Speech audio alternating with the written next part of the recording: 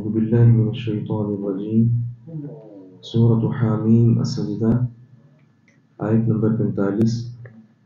بسم اللہ الرحمن الرحیم وَلَقَدْ آتَيْنَا مُوسَى الْكِتَابَ اور بلا شبہ یقیناً ہم نے موسیٰ علیہ السلام کو کتاب دی فَاخْتُلِفَ فِيهِ تو اس میں اختلاف کیا گیا وَلَوْلَا كَلِمَةٌ سَبَقَتْ مِنْ رَبِّكَ اور اگر وہ بات نہ ہوتی جو آپ کے رب کی طرف سے پہلے سے طے ہو چکی لَقُضِيَ بَيْنَهُمْ تو ان کے درمیان ضرور فیصلہ کر دیا جائے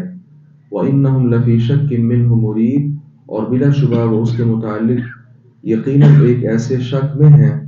جو بے چین رکھنے والا ہے مَنْ عَمِلَ صَالِحًا فَلِنَفْسِهِ جس نے نیک عمل کیا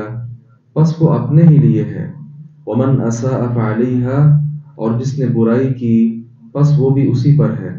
وَمَا رَبُّكَ بِظَلَّامٍ لِّلْعَبِيدِ اور آپ کا رب اپنے بندوں پر ہرگز بھی ظلم کرنے والا نہیں ہے۔ ان آیات میں نبی مکرم صلی اللہ علیہ وسلم کو تسلی دینا مقصود ہے۔ آپ سے پہلے اللہ تبارک و تعالیٰ کے برگزیدہ پیغمبر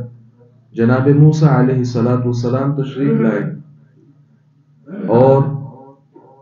ان کے زمانے میں بھی لوگوں نے تورات میں اختلاف کیا۔ اسی طرح اگر یہ لوگ قرآن پاک میں اختلاف کر رہے ہیں تو آپ اس سے پریشان نہ ہوں۔ پھر اللہ رب العزت نے فرمایا کہ اگر یہ بات پہلے سے طے شدہ نہ ہوتی تو کفار کے جو اعمال بد ہیں ان پر اللہ تبارک و تعالیٰ فوری طور پر گرفت فرماتا اور دنیا میں جو ان کو اللہ تعالیٰ نے مہلت دی ہے یہ نہ دیتا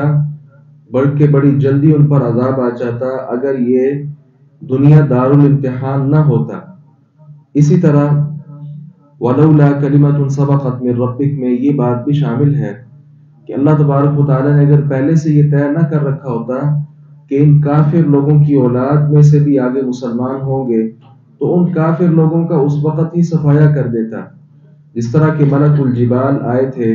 نبی مکرم صلی اللہ علیہ وسلم کے پاس طائف کی وادی میں جب آپ دعوت دینے کے لیے گئے تھے انہوں نے کیا کہا تھا اللہ تبارک و تعالیٰ کی طرف سے اگر یہ آپ چاہتے ہیں تو دو پہاڑوں کے درمیان اس بستی کو مسخ کر دیا جائے، کچل دیا جائے۔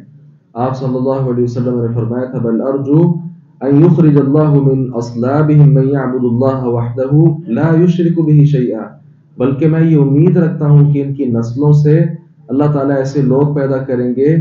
جو خالص اللہ کی عبادت کرتے ہوں، اس کے ساتھ کسی کو شریک نہ ٹھہراتے ہوں۔ اب دیکھیں ان کی نسلوں سے کچھ لوگوں نے مسلمان ہونا تھا، اس وقت آپ دیکھ لیں سارا طائف الحمدللہ وہ مسلمان ہیں وہاں کے لوگ۔ اگر یہ پہلے سے بات طے شدہ نہ ہوتی تو اللہ تبارک و تعالیٰ ان کو وہیں غرق کر دیتا، کسی نہ کسی طرح ان کو تباہ کر دیتا۔ اسی طرح لولا کلمۃ سبقت من ربک اس کے تحت یہ بات بھی شامل ہے کہ فرعون کے غرق یابی کے بعد یہ طے کر دیا گیا کہ اب کافروں پر جو عذاب آتے ہیں وہ عذاب جو پہلے آتے تھے اس صورت میں نہیں بلکہ عذاب کی نوعیت تبدیل ہو جائے گی، اور وہ نوعیت تبدیل کیا ہوئی کہ جہاد کا میدان کھول دیا گیا اور اہل اسلام کے ہاتھوں دشمن کا جو قلعہ ہے اس کو قمع کر دیا گیا۔ اس کے بعد سے واقعات آپ دیکھ لیں حتیٰ کہ نبی مکرم صلی اللہ علیہ وسلم کے دور میں بھی کافروں کو مات کیسے ہوئی تھی، کہیں بدر کا میدان سجا، کہیں احد کا، کہیں خندق اور احزاب کا اور کہیں حنین کا، مختلف یہ جو میادین ہیں اس میں کافروں کو اللہ رب العزت نے شکست دی ہے۔ اس کے ساتھ ہی آپ صلی اللہ علیہ وسلم کو مزید تسلی دی گئی اور کہا جو آدمی نیک عمل کرے گا یہ اسی کے لیے ہے اور جو برا عمل کرے گا یہ بھی اسی پر ہے، نیکی کرے گا تو اپنا ہی فائدہ کرے گا اور اگر برائی کرتا ہے تو اپنا ہی نقصان کرے گا۔